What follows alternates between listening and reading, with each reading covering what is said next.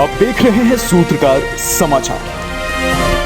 झारखंड के चाईबासा की कांग्रेस सांसद गीता कोड़ा बीजेपी में शामिल हो गई है, जिसके बाद गोड्डा सांसद निशिकांत दुबे का बयान सामने आया है। उन्होंने कहा कि गीता कोड़ा ने कांग्रेस को आईना दिखाने का काम किया है। गीता कोड़ा के पति मधु कोड़ा पर जितने आरोप हैं वह कोर्ट में लंबित है। ये सब कांग्रेस के कार्यकाल में हुआ है। कांग्रेस अगर न्यायपालिका को खरीद पाती होगी तो पाती होगी, लेकिन प्रधानमंत्री मोदी जी के राज्य में न्यायपालिका निष्पक्ष होकर काम करती है। कांग्रेस बौखला गई है क्योंकि उन्हें पता है कि कांग्रेस के हाथ से लोकसभा की एक सीट और हाथ से निकल गई है।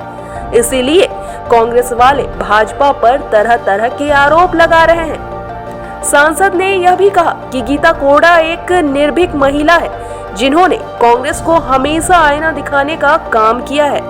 1932 के खतियान पर भी गीता कोड़ा का बयान स्पष्ट और सटीक था।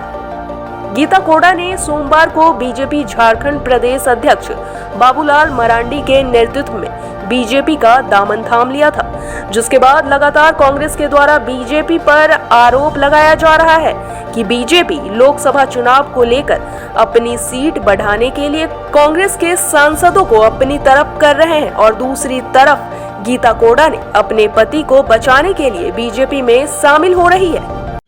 गीता कोड़ा एक इंडिविजुअल आदमी है। गीता कोड़ा एक ईमानदार नेता है। गीता कोड़ा एक ऐसी महिला थी जिन्होंने कि इस सरकार को आईना दिखाने का काम किया। 1932 का जब खतियान लागू हुआ तो उन्होंने कहा कि पूरा का पूरा कोल्हान जो है कोई भी 1932 के खतियान का अंग ही नहीं है, क्योंकि 56 के बाद कोल्हान बिहार का, झारखंड का पार्ट बना। तो उनको कोई वास्तविक स्थिति नहीं पता है। उनको पता है कि चाईबासा जो सीट थी उनके हाथ से निकल गई। इस कारण से आरोप लग रहा है। जहाँ तक मधु कोड़ा का सवाल है, ठीक है, मधु कोड़ा जी की वो पत्नी है।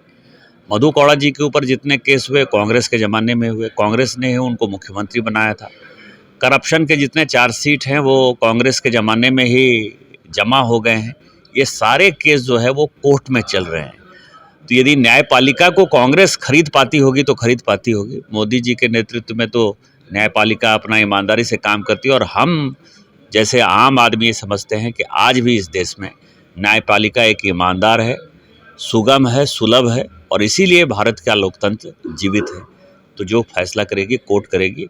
उनका जो आरोप है मुझे उनके ऊपर हंसी आती है। अगर आपको हमारा वीडियो पसंद आता है तो हमारे चैनल को लाइक, शेयर और सब्सक्राइब करना ना भूलें।